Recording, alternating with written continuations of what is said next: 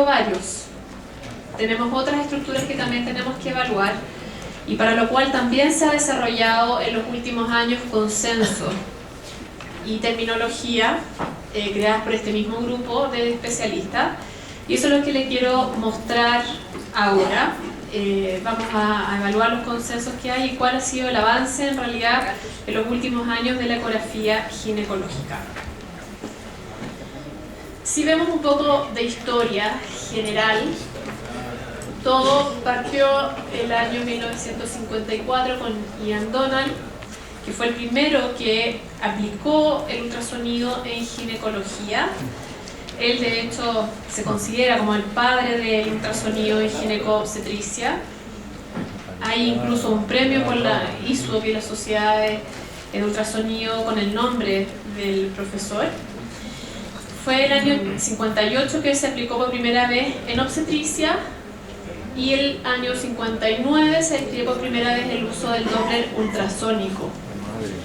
Posterior a esa fecha, en el año 69, se han seguido desarrollando las técnicas. Ese año específico se desarrollaron los transductores transvaginales y bueno, lo que tenemos ahora es totalmente distinto a lo que tenía el profesor Ian Donald cuando comenzó a aplicar esta técnica ecográfica. Tenemos actualmente ecografía 3D, 4D, vocal, muchas aplicaciones que la verdad son una maravilla y una herramienta muy útil. ¿Cuáles son las principales indicaciones para pedirle un examen de ultrasonido a una paciente? Uno es cuando detectamos hallazgos patológicos al examen físico, por ejemplo, palpamos un útero aumentado de volumen por mioma o palpamos tumores anexiales. Los casos de sangrado uterino normal, que no tengo un porcentaje claro, pero sí sabemos que es un motivo de consulta muy habitual y una de las indicaciones principales para pedir también ecografía ginecológica. La infertilidad. Y acá juega un rol muy importante también la aplicación de la ecografía 3D para diagnosticar, por ejemplo, malformaciones müllerianas, clasificar tabiques, clasificar úteros bicornes, etc. Y este es otro ámbito que es el embarazo precoz, que lo quise poner acá porque en Londres, donde trabajé, el embarazo precoz es evaluado por ginecólogos. ¿Ya? Las unidades de embarazo precoz van asociadas a las unidades de ecografía ginecológica. Después de las 10 semanas la paciente pasa al equipo de medicina fetal y se comienza a hacer el screening de 11-14. Pero todo lo que es embarazo precoz, embarazos ectópicos, cicatriz de cesárea, todo eso se evalúa en la unidad de embarazo precoz que están asociados a la ecografía ginecológica. Entonces, desde el punto de vista de la ginecología, yo le puse arbitrariamente que es el tiempo, la época de los consensos, que ha tenido un gran avance en los últimos años, y entre eso el IOTA, que es lo que revisamos durante el día de hoy, IETA, MUSA, IDEA, que vamos a ver a continuación. Y desde el punto de vista del embarazo precoz también han habido avances, porque no sé qué habrá pasado aquí, pero por ejemplo en mi país el embarazo precoz es un detalle que nadie le da mayor importancia. Todo el desarrollo de la obstetricia se ha basado principalmente en los screening de aneuploidía, malformaciones, etc., riesgo de preeclampsia, restricción de crecimiento, pero el embarazo precoz nunca nadie le ha dado la importancia. Y en los últimos años sí ha habido un desarrollo en esta área, y es a través del desarrollo de guías clínicas, principalmente con los criterios ecográficos de aborto retenido, que cambiaron el año 2011, las nuevas definiciones, como los embarazos de localización desconocida, y un gran problema que nos hemos visto enfrentados con el aumento de la tasa de la cesárea, que son los embarazos en la cicatriz de cesárea. Entonces, esto es lo que ha pasado en los últimos años desde el punto de vista de la ecografía ginecológica. Época de consensos, IOTA, IETA, MUSA, y el último publicado en el año 2016, que es el IDEA, que se basa en endometriosis profunda. Vamos a revisar cada uno de forma muy general. Respecto al IETA o evaluación del endometrio, Lo importante para poder evaluar el endometrio es saber cómo debe medirse. Y acá es muy importante el ángulo de isonación para poder evaluarlo de forma adecuada. Siempre debe medirse en el diámetro más ancho, de borde a borde, y si es que hay una colección líquida debe medirse en bicapa. Idealmente, siempre citar a la paciente postmenstrual inmediato. Para nosotros es un problema cuando llegan las pacientes premenstrual, con endometrios que son refringentes, te queda la duda si se ve heterogéneo o no, y tienes que volver a citarla. Para ahorrarnos esos problemas, por favor, citen a las pacientes postmenstrual inmediato, edúquenla, porque el ginecólogo en la consulta no les dice nada, le dice, toma, anda a hacerte la ecografía. No le costaría nada decir, por favor vaya justo después de terminar su regla. Respecto a la ecogenicidad, Dieta clasifica los endometrios en ecogenicidad uniforme, que puede ser trilaminar, puede ser un endometrio hipoecogénico, hiperecogénico o isoecogénico. Isoecogénico, recuerden que es similar a la ecogenicidad del miometrio. Esta ecogenicidad también puede ser no uniforme. Tenemos homogéneos con áreas quísticas regulares, homogéneos con áreas quísticas irregulares, heterogéneos sin áreas quísticas o heterogéneo con áreas quísticas regulares o irregulares. Si es que vamos comparando los hallazgos de anatomía patológica desde el homogéneo con áreas quísticas regulares y pasamos por todo hasta llegar al heterogéneo con áreas quísticas irregulares, claramente va aumentando el riesgo de patología maligna.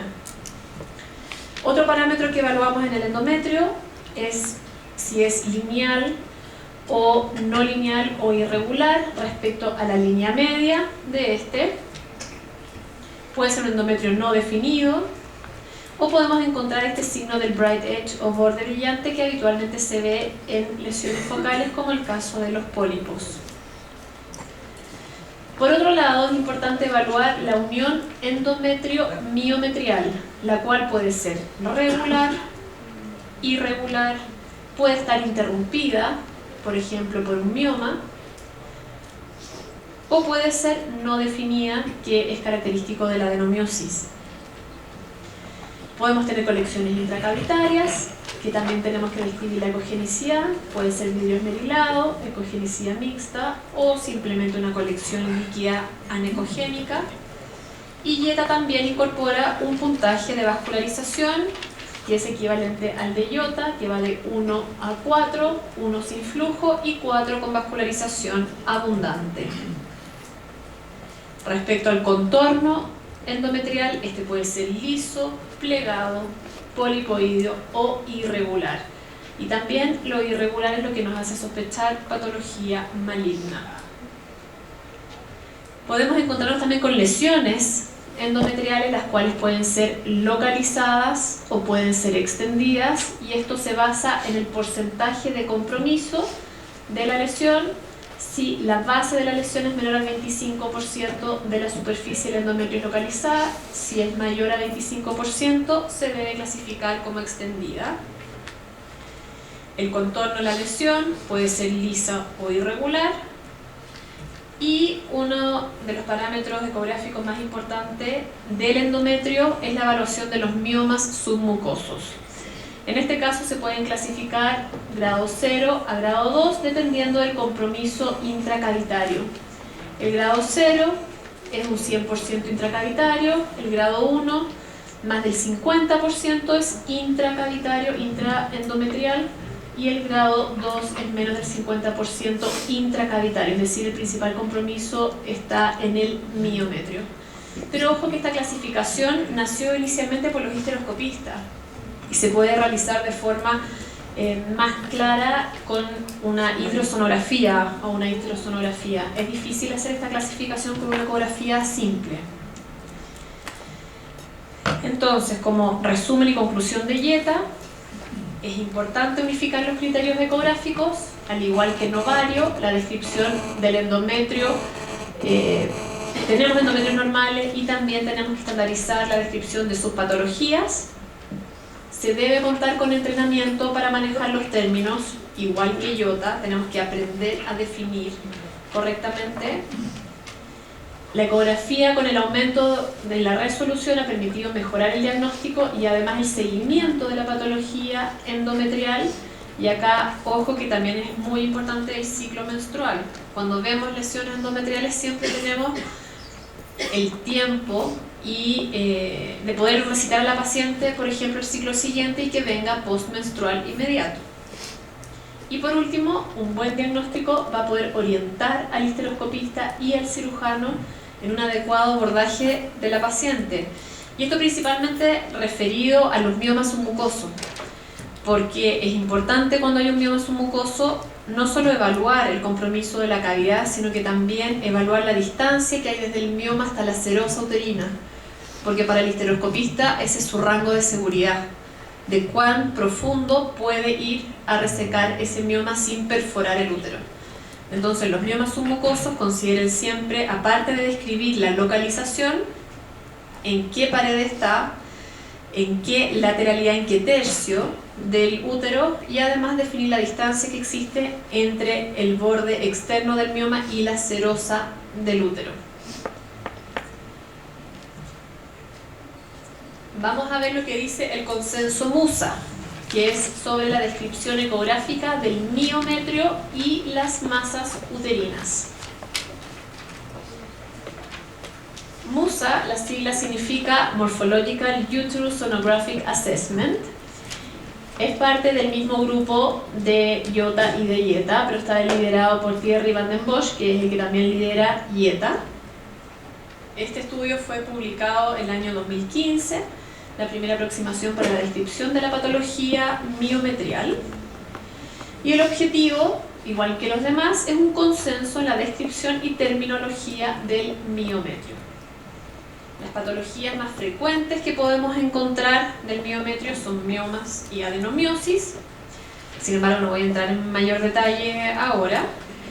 Y sí tenemos limitaciones en la evaluación del miometrio, que son principalmente la pared, el grosor de la pared abdominal, cicatrices de la pared, la presencia de intestino y la posición del útero. La posición del útero a veces es bien compleja, también para la evaluación del endometrio, sobre todo esos úteros que están en posición indiferente. Muchas veces hay que intentar o antevertirlos o retrovertirlos, pero hay veces que no se puede y que la evaluación va a estar limitada, y en esos casos les recomiendo que lo ideal es que pongan es que no es evaluable, más que inventar una medida. Una vez no ve los límites y trata de buscar y trata de medir, pero créanme que a veces es mucho mejor escribir en el informe que no fue evaluado de forma adecuada y que estuvo limitada la evaluación o por la posición del útero o por algún factor en especial. Es importante tomar las medidas uterinas de forma adecuada, tomar la longitud del útero completo, que incluye cervix, la longitud del cuerpo. MUSA propone tomar una medida desde el orificio cervical interno hasta el fondo de la cavidad endometrial y después solamente la pared del fondo. Eso es lo que dice el consenso. Cada uno decide en su práctica si lo hace así o si mide desde el orificio cervical interno hasta el fondo del útero. Y es importante describir el contorno, si es regular o lobulado, por ejemplo, por la presencia de miomas. Otro parámetro que describe MUSA y que le da bastante importancia es la evaluación de la zona de unión o del miometrio interno. Y acá podemos tener zonas de unión que son lineales, otras que son irregulares, otras que están interrumpidas por patología y otras que no es evaluable, que no se visualiza la zona de unión. Si es que hay irregularidad, también la extensión de la irregularidad se estima en porcentaje y es subjetiva, si compromete más del 50% o menos del 50%. Respecto a la patología, la descripción del miometrio siempre debemos incluir si es homogéneo o es heterogéneo, si hay patología, si esta patología es focal o es difusa, si esta patología está bien definida o mal definida, y por último, la localización de la patología, si es pared anterior o posterior, el tercio del útero que compromete y la lateralidad. Por ejemplo, la forma en que nosotros describimos los miomas y que le enseño a los residentes es que el mioma tiene que ser descrito en toda esta ubicación. Por ejemplo, se observa imagen nodular, hipoecogénica, heterogénea, en tercio superior, de pared anterior y lateral derecho, de ubicación intramural y subseroso, que mide tanto por tanto por tanto con los 3 ejes. Esto a veces es bien, no complejo, pero la verdad es que a veces cuando tenemos pacientes con 8 miomas, créanme que es para volverse un poco loco. Pero ahí, en ese sentido, el MUSA dice que hay que describir los que tienen la mayor relevancia clínica. ¿Y por qué es tan importante también describir esta localización cuando son miomas que comprometen también el endometrio, cuando son miomas con componente submucoso? Porque a veces cuando son muy pequeños y el histeroscopista entra, por la presión del líquido, el mioma se retrae y no se ve la localización donde está. Y eso me ha pasado con un colega que era un mioma muy pequeño, entró con la histeroscopia y no se veía dónde estaba. Dijo, por favor, léanme la descripción. Doctora Preisler escribió mioma en tercio inferior de pared anterior lateral derecho, hizo un tajo a ciegas y ¡pum!, apareció el mioma. Entonces es importante describir de forma adecuada en qué pared del útero está, en qué tercio está y la lateralidad si puede ser, o es lateral hacia un lado o también puede ser central. Y sobre todo los miomas con compromiso submucoso. Tenemos también la ecogenicidad del mioma, que puede ser hipoecogénico, isoecogénico, hiperecogénico, algunos miomas que se calcifican, o miomas que también tienen procesos de degeneración secundaria. Acá también otro ejemplo, miomas que son hipoecogénicos, también MUSA describe cómo es el contorno externo, que puede ser la lesión misma hipoecogénica pero con un borde hipoecogénico, en este caso el borde es hiperecogénico, y también la forma, ya que no todos los miomas son redondos, encontramos muchas veces miomas que son ovalados o lobulados y algunas lesiones que son de contornos irregulares. Otra de las características que tenemos que evaluar es la sombra acústica, que ya sabemos la definición ecográfica. Esta puede ser en los bordes del mioma, puede ser en forma de abanico, y también es frecuente ver sombras acústicas asociadas no solo a miomas, sino que también a adenomiosis, que también se ven característicamente estrías ecogénicas. Tenemos miometrios que son heterogéneos, con quistes y áreas hiperecogénicas que sugieren adenomiosis. Encontramos las características áreas quísticas a veces subendometriales, pero también pueden estar en el espesor del miometrio, islotes hiperecogénicos, que todo esto son características de la adenomiosis. Hay un score de vascularización que también se describe en el consenso MUSA, al igual que la vascularización del mioma, con un score del 1 al 4. Y respecto a la evaluación general del endometrio, esto es lo importante, la descripción mínima que tenemos que hacer. Respecto al útero, cómo son las paredes, los diámetros completos, la longitud anteroposterior y transverso, si la pared anterior o posterior es simétrica o asimétrica, si el miometrio, la ecogenicidad es homogénea o heterogénea, y en el caso que haya lesiones, describir el tipo de lesiones, el número y la localización de esta. Acá hay dos ejemplos de las patologías más frecuentes que podemos encontrar en miometrio. Una es la adenomiosis, que se caracteriza por asimetría de las paredes. Ustedes ven que ahí se ve la línea endometrial. Vean la asimetría de la pared anterior versus la pared posterior. Estrías ecogénicas, hay áreas quísticas, hay islotes hiperecogénicos, y eso es bien evidente de adenomiosis. A diferencia del mioma, que habitualmente son lesiones de contorno bien definido, habitualmente son hipoecogénicos y son fáciles de medir porque se logra ver los bordes, a diferencia de la adenomiosis, que son imágenes pseudonodulares más que nodulares propiamente tales. Por lo tanto, respecto al MUSA, también es importante sistematizar la descripción del miometrio para la práctica clínica, porque es un estándar de calidad. Si nos acostumbramos a escribir todos los informes de misma forma y a describir adecuadamente las lesiones. Respecto a la adenomiosis, no existe un criterio de mayor importancia, sino que se usa el conjunto de criterios. La zona de unión tiene una importancia clínica dudosa, es muy importante para estudios de investigación, si se quiere hacer, pero desde el punto de vista clínico hay que evaluar realmente cuál es el aporte.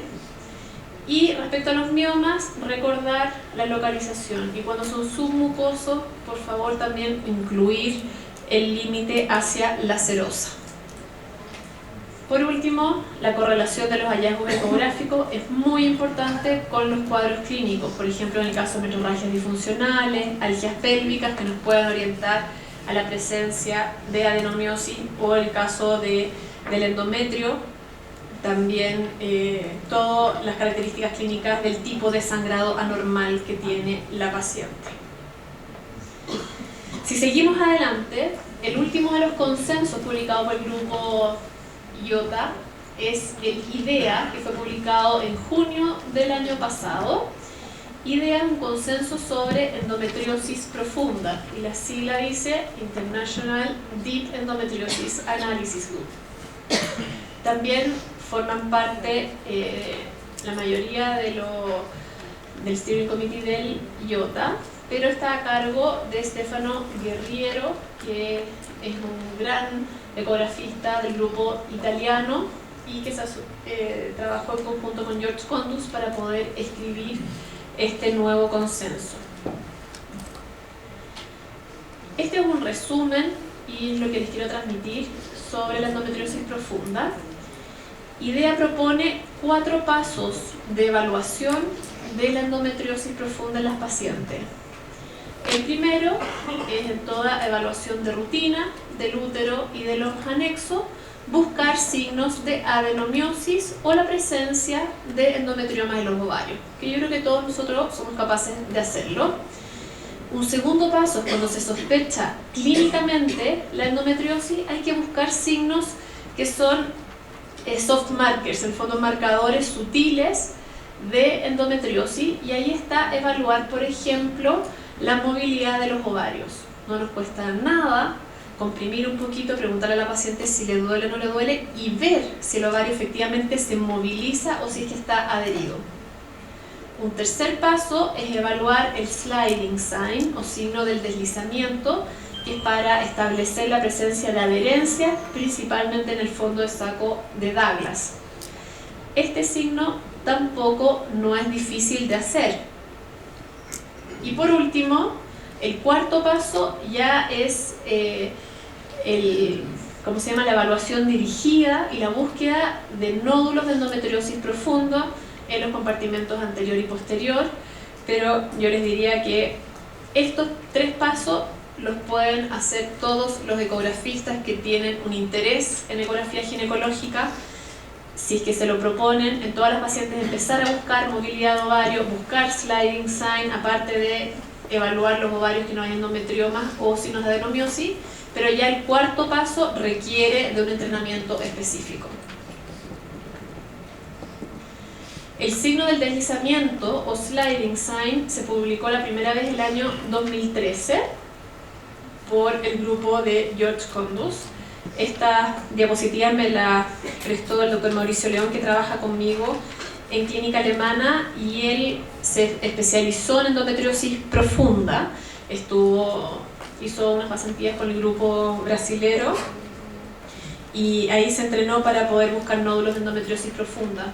Ahí pueden ver un ejemplo de un signo del deslizamiento normal. Se fijan que al comprimir con una mano sobre el abdomen y con el otro con el transductor transvaginal, ustedes ven cómo deslizan las paredes del útero en la parte baja, retrocervical, y también en el fondo del útero.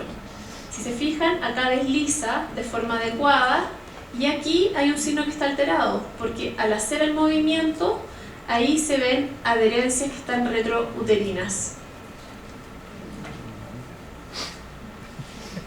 Aquí hay otro video donde se puede ver el signo del deslizamiento.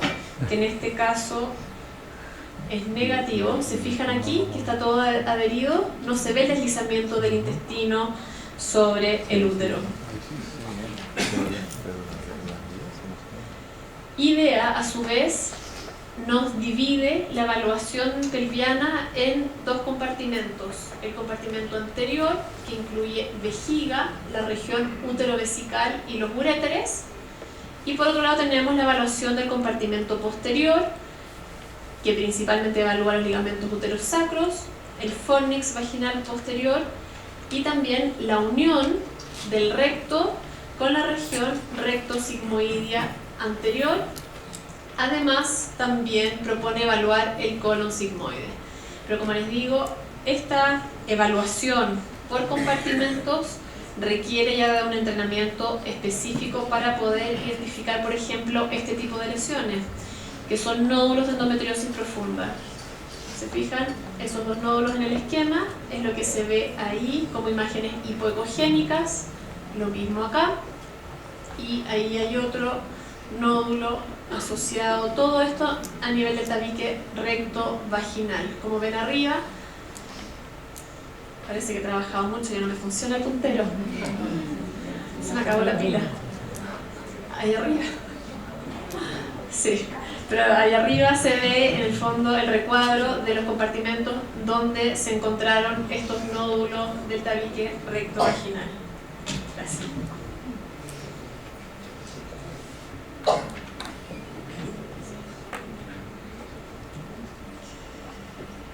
Acá hay ejemplos en vivo, también cortesía del doctor Mauricio León, nódulos del tabique rectovaginal, endometriosis profunda.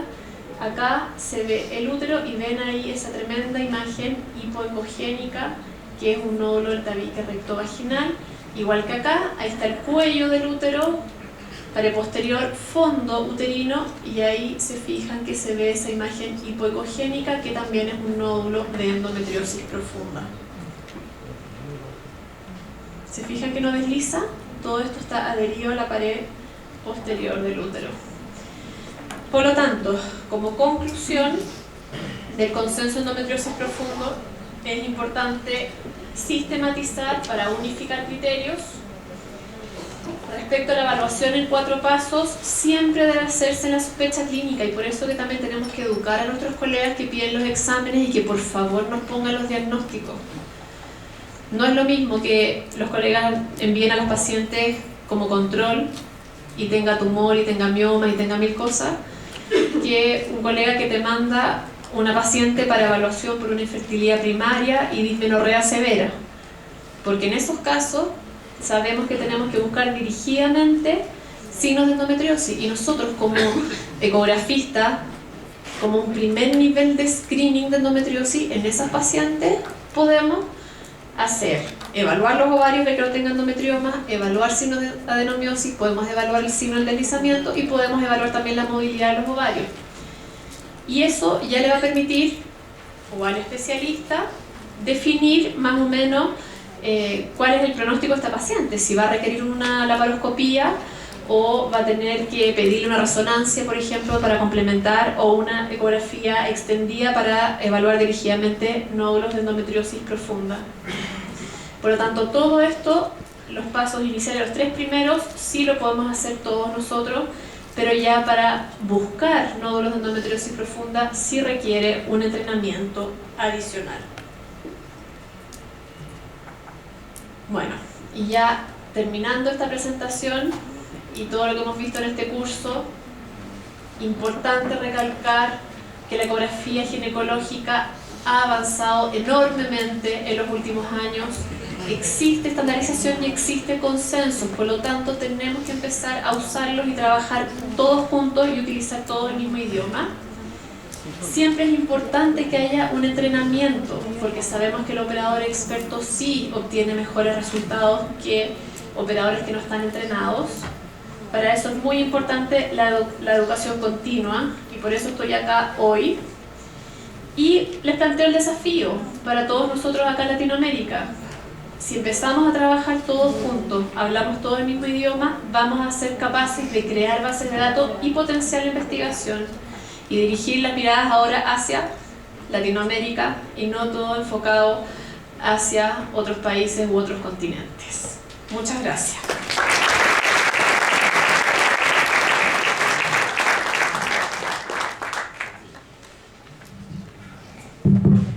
Ok, preguntas de los consensos.